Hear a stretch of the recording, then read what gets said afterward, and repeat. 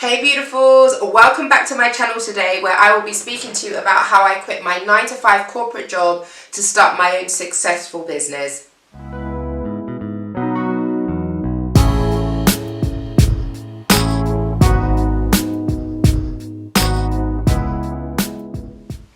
If you've never seen this channel before, my name is Jeanette Spencer and I am the CEO and founder of the Women's Entrepreneurial Network, which is a platform used to provide valuable information to women wanting to enhance their businesses and life.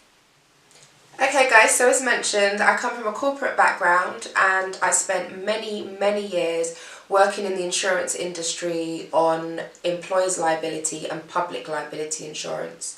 I worked for some very high-profile companies, which was absolutely crazily amazing. The exposure that I got and the experience that I got was phenomenal. I worked in insurance for about 12 years, and I can say that I enjoyed it in the beginning, but as time progressed, I did start to feel like something was missing. I kind of started to lose my purpose, and I kind of started to long for more and began feeling unfulfilled and uncertain about what I wanted for my future.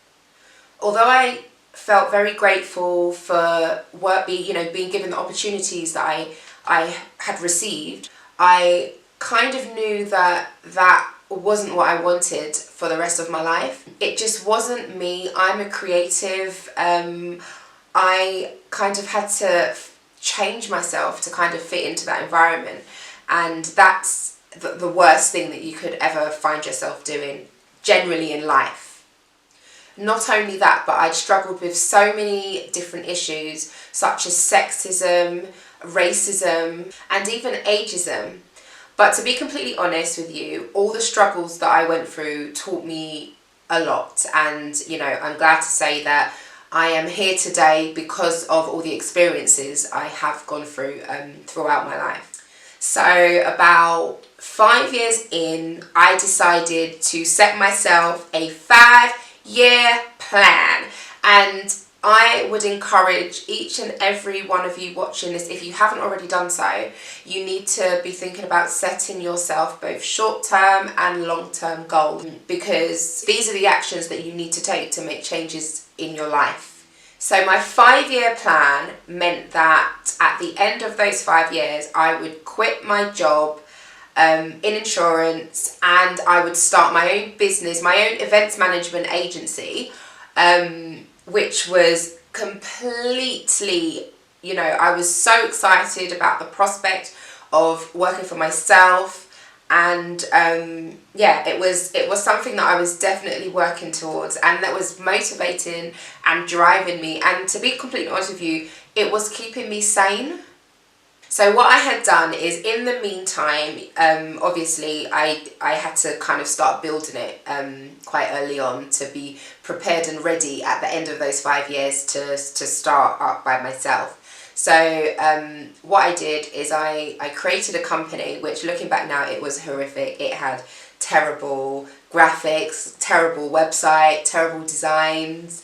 I knew nothing about marketing, but we all have to start somewhere, right? And literally, don't ever let anything stop you from moving forward and making progress, no matter how inexperienced you believe you are, because you are only going to get better and you're only going to develop, so just go for it. But anyway, I'm kind of getting a bit ahead of myself at the moment.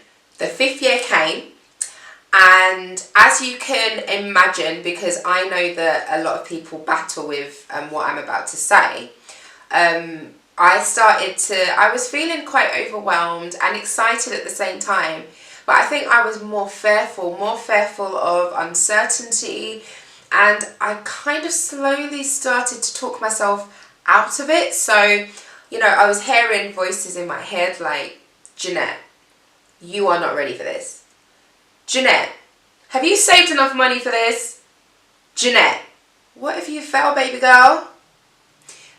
Jeanette, are you really going to leave your stable job and jump into a pool of uncertainty? Jeanette, maybe you should just wait one more year. Just one more year. You see, I think these are the general voices that stop us from taking risks and from moving forward in life. I know that I'm not alone. I've experienced these voices in my head on numerous occasions. But what is important is how you act and how you accelerate yourself and make changes in your life despite hearing these voices. So it's easy for me to say that now, but at the time, these voices were getting in. They were having an impact on, my focus, on my decisions. They were stopping me from moving forward. They were kind of crippling me, to be completely honest.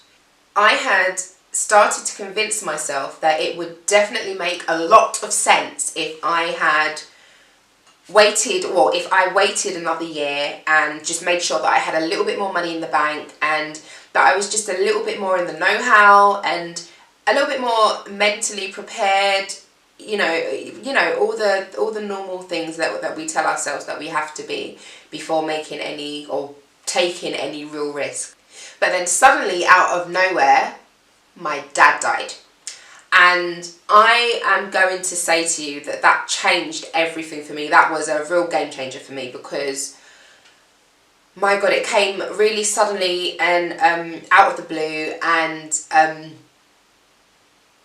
the way that my employer handled...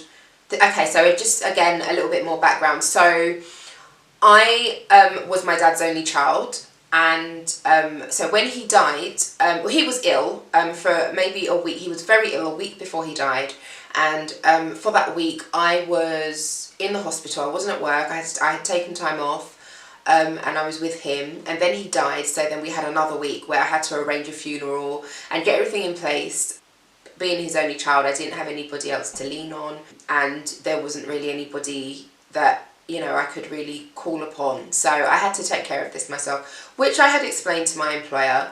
So before the second week had ended, they had contacted me to tell me that I needed to get my ass back into work and that I needed, basically, if I couldn't do that, I needed to provide them with a sick note. I was mortified. Like, I was going through so much. And to top things off, I was worried about them and keeping my job and what they were thinking. But more so, I was absolutely devastated about the fact that I had spent so many years in this company, giving my everything to them, and they could treat me the way that they treated me, which was like... I meant nothing to them. And at that point, I think I realised that I was literally a bum on a chair. I was creating wealth for someone else and I was implementing and powering someone else's dreams. And that for me was the wake-up call that I needed. So when I went back to the office, which was 2 weeks after my dad dying, I decided that would be the day that I quit. So I walked in with my letter of resignation ready. First thing I did was called my manager. We sat in a room. I told him how disappointed I was in the way they had treated me during this time. It was very clear that it was coming from above him, but at the same time I wanted to make sure that they knew and understood why I had decided to resign and move on. Although, obviously there was a lot of other things going on that they didn't know about, like my business and stuff like that. But, but that ultimately was the push that I needed to get out there and do what I had to do. So I was on a 3-month notice period for them, which 3 months is a long time to be somewhere that you don't want to be. Okay, so just to elaborate a little bit more on what I was doing throughout the 5 years. So I had been buying a lot of stock and items for my business that I would rent out for events. And this had become quite a good income, a good additional income for me during my time in the insurance company. But it also gave me the peace of mind and the stability to know that when I did leave my job, I would still have income from these items. And it was a part of my business that I was also trying to develop and grow. The main part of it was event management and event planning. So yeah, so I had left on at the end of the December month, I think it was, and then I had made plans for the January to launch. New year, new business, going to be amazing. But wait, because this is where things get a little bit more crazy.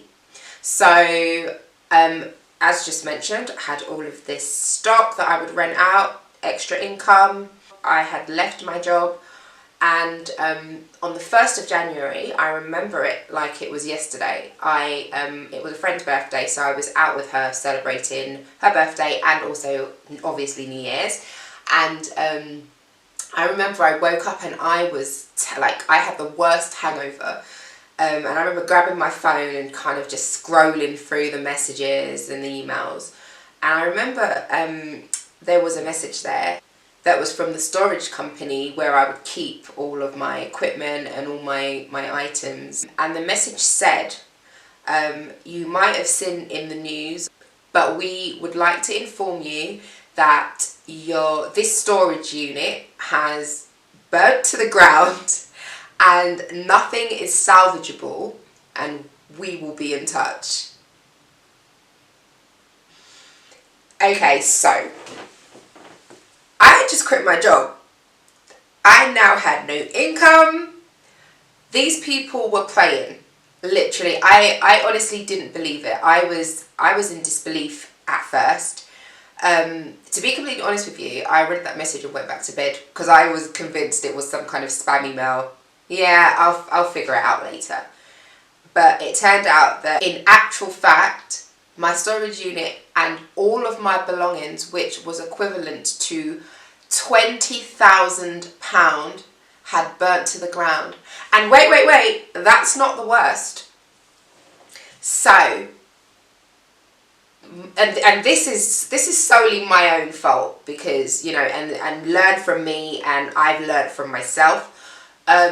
My stock was massively underinsured. So to have a storage unit, you have to obviously have insurance. And where I had been growing it over the years, I had never updated my policy. So I was only covered for £2,000. So out of that £20,000 worth of stock, which I had receipts for practically everything, I only got £2,000 back. I'm not joking. I literally couldn't make this up. Needless to say, I was devastated. Like, my world had come crashing down. What was I going to do? How was I going to survive? Everything that I had planned for had just stopped. It was literally like being in a dream. Well, a nightmare, actually. That was the first time in my life that I can honestly say that I wanted to give up. I've not experienced anything like that since, and I never experienced anything like that before, but it was a strong feeling of enough is enough.